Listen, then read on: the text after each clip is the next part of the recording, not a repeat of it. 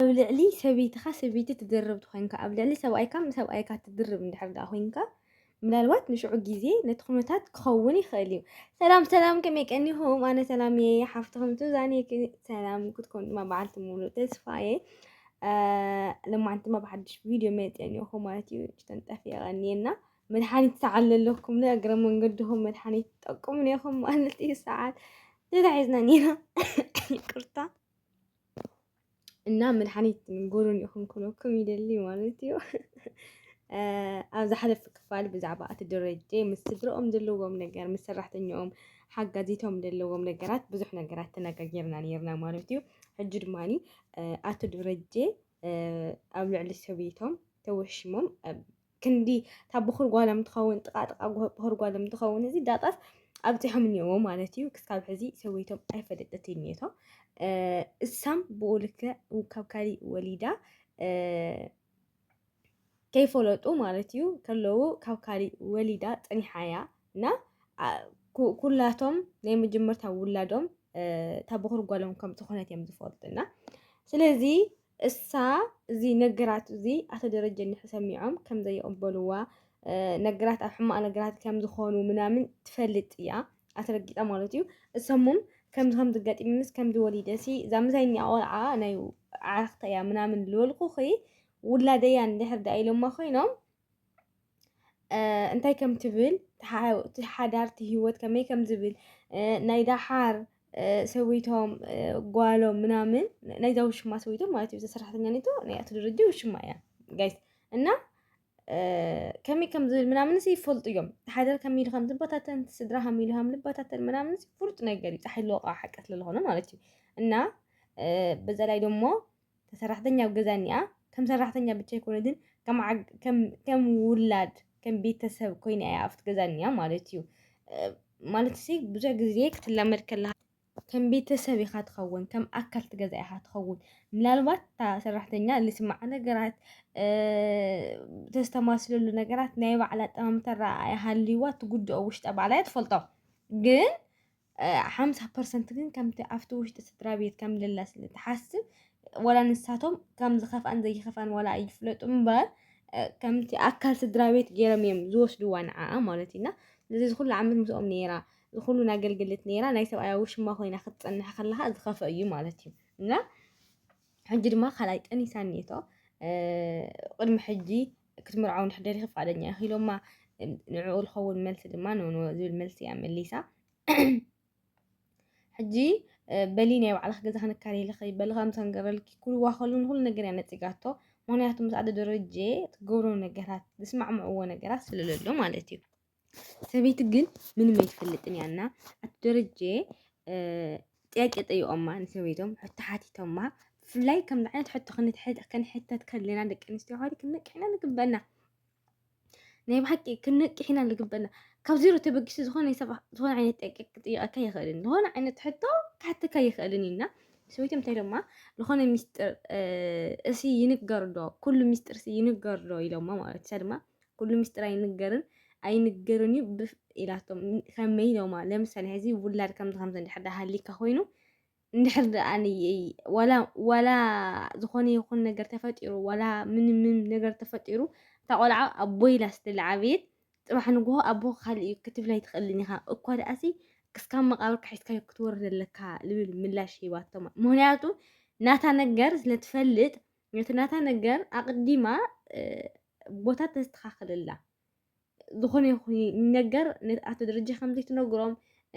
ንኻሊእ ከምዘይ ትነግር እያ ቃልኣት እያ እኒአቶ ማለት እዩ ስለዚ ከምዘይ ይንገር ንሳ ነቲ ናይ ኣቶ ደረጀ ከምኡ የጋጥም እዩ ወይ ከምኡ ይህልዎ እዩ ምናምን ኢላ ይኮነትን ነቲ ናታ ነገር ንክትሽፍን እያ ማለት እዩ ኣቶ ደረጀ ድማ ዝገብርዎ ነገራት ስለዝፈልጡ ብፍላይ ድማ ናይታ ውላ ድማ ብዓባይ ኣይትረፍ ኣብቲ ውሽጢ ገዛ እናሃለወት ነታ ሓጋዚቶም ገይሮማ እኒአው ከቢድ ነገር ስለዝኾነ ማለት እዩና ንኸይነግርዋ እስታት ከምዚ ተፈጢሩ እኒኦ ብስሕተት ድዩ ብጌጋ ድዩ ወይ ሓሲቦ ድዩ ምናምን ዓይነት ነገራት ንኸይነገርዋ መጀመርታ ትሒዛ ቃል ዓፂፋ እኒኣ ማለት እዩ ተሓጋዚት ድማ እቶም ዝንድራ ፈሊጦም እዮም ባይዘወይ ከም ዝጠነሰት ፈሊጦም እዮም እና ካብ ምን ከም ዝጠነሰት መን ከም ዝጠነሳ مالتسي ناي دحر متأي كيوتا كما يخبل ولا حدا قبل ديك قبل منامن نخفلت نهطيو أتدرجي كم جوانا خوينم مس سويتهم خوينم بزح جزيم تأيقوما نايو على جزخ كاريلا ويدما نايو على كلاس نخطو وحاب كما يقل من زعمو سولو ديتيل نجرات تعللي دليتي مناتو حدا روح أكبر شيء دلنيا هيوتهم كنت مرحت دللا مالتينا منهم كفلت أيك اليوم ولا تسرحتني أكتفلت أيك علتني ما إنه يكرت تم قلعو فلت أيك اليوم ولا تسبيت بعلت جزء سبيت أحد درجة كتفلت أيك علتني مناتو عينك جرنت للولد مالتينا كم ذا عينة نجرات مواتر ندهلينا دقامي كنت موتا دقامي تمليسنا أهو ملا قصي تامزو جيجا إلى حسب أنا كم أنا مالتينا مثلا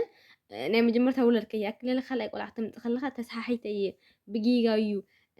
بقى أسححيتاتني يا قول بتتقيم يا من أنا لا مسؤول ما أنت تفتح ما يخدوني مسدين الجرات من تاي بحرق جديد استفتر ويدي ماني هندبت وي أو لخون بار منا مستفتر أنا قريب بدين بحثي اللي مكان خير كالجور كيا نجار تحنقو تجديد يوم برهم زين برلبها نجار يسرحني يوم على تيجي جايز እና ኣቶ ደረጀ ዝምልስዎ መልሲ ስለለይብሎም ሰበይቶም ብዝሕቶ እዚ ገይሮም መሊሶም ሓዲጎማ ማለት እዩ ብተወሳኺ ዳጣ ኣብ ዝሓለፈ ክፋል ነቶም ገዛ ኣቦ ኣመን ከም ዝበሃል ምናምን ኣቶ ተለሚን ከም ዝበሃል ድሬዳዋ ከም ተወለደት ምናምን ነጊራቶም ነይራ ሕጂ ምስ ሰላም ኮይኖም ምስ ሰራሕተኛ ሓጋዚት ናይቲ ገዛ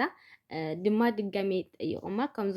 ዘለቲ ከምዚ ድማ ኣቦኣ ኣብዚ ከምዚ ድማ ዓብያ ምናምን ልብል ነገራት ተናጊሮዋ ማለት እዩ እሳ ድማኒ ምንም ክትገብር ይኽእልን ኣሚናታ ማለት እታ በዓልቲ ገዛ ሰበይቲ ደረጀ ማለት ሲና ነቲ ኣኡፍቱ ውሽጢ ገዛ ዘሎ ነቲ ፍቅሪ ሒዝዋ እኒአ ወዱ ድማ ንናታን ማለት እዩ ድሬዳዋ ከም ዘይኮነት ኣቦኣ ከም ዘይትፈልጥ ምናምን ነጊራቶ ንሱ ድማ ሰላም ሰራሕተኛ ወሊዳ እያ ሓንቲ ወለደታ እያ ንሳ ድማ ብቆልዓ እያ ጠፊኣታ ማለት እዩ ስለዚ ኣበይ ከም ዘላ ኣይትፈልጥን እያ ግን እታ ቆልዓ ዳጣ እያ ስለዚ ክትተኣልሽ ከላ ምናልባት ንሳ እያ ከይትኸውን ከይትብል እንትን ኮይኑ ትፀገም ድሬዳዋ እያ ተወሊደ ከምዚ እዩ ኣቦ ኢላ ስለተናገረት ኣቦኣም እሱ ከም ዘይኮነ ትፈልጥ እያ ድሬዳዋን ከም ዘይኮነ ትፈልጥ እያ ስለዚ እሳ እንድሕር እዚኣ ቆልዓ እዚኣ ግን ድሬዳዋ እንድሕር ኮይና ግን ያው ብዝኾነ መሆን መለክዕ ክንፋለጥ ኣይንኽእል ኢና ማለት እዩ ውላደይ ኣብ ውሽጢ ኣዲስ ኣበባ ወይ ድማ ኣብ ካሊእ ክፋላት ዓለም እያ እኒኣ ልብል ስጉምቲ ሓሳብ እያ ወሲዳ ማለት እዩ ይኹን ደኣ እምበር ንናታን ድሬዳዋ ከም ዘይተወለደት ኣበይ ከም ዝተወለደት ምናምን ብዙሕ ነገራት ዲቴል ኣሎ ግን ኣበይ ከም ዝተወለደት እና ስለምንታይ ከምኡ ከም ዝገበረት ምናምን ነጊራቶ ማለት እዩ ንሱ ድማ ሰላም እዛ ሰራሕተኛ ና ዳጣ ማለት እዩ ከምዚ እያ ኣበይ ከም ዝተወለደት ራሱ ኣቦኣስ መን ምዃኑ ኣይትፈልጥን እያ ምናምን ኢልዋ ማለት እዩ ስለዚ ዕድለይ ክፍትን እየ ማለት ንስኻ ክትከውን ትኽእል እያ ኣይፍለጥን እዩ ልብል ሓሳብ ድማ ኣቕሪባ ያው እጂ ክራኸባ እየን እንታይ ክፍጠር ኣይፍለጥን እዩ ካብኦም ምጥናሳ ክትፈልጥ እያ ናይ እዚኣ ንሕተ ፈሊጡ እዚ ለምፍላጡስ ግድን እያ ይተርፍ ስለዚ ጋይስ እቲኣ ዝገበረቶ ነገር ብጀካ ኣቶ ደረጀ ዝነበራ ሰብኣይ ከመያ ክትገብሮ ኣቶ ደረጀ ክልቲኦም ውላድ ምስታ ሓጋዚ ተሓዊሱ ክነግራ ድዩ ኣይ ክነግራ ድዩ ወይ ድማ ሚስጥር ሒዝዋ ድዩ ክብል ከመይ ክኸውን ጉዳይ ሲናዊ ናዊ እዩ ከም መዛዝን ዝብል ኣብ ቀፃሊ ክፋል ሒዘልኩም ክመፅእ እየ ክስካብ ሽዑ ግን ተስተናይ ንዓኹም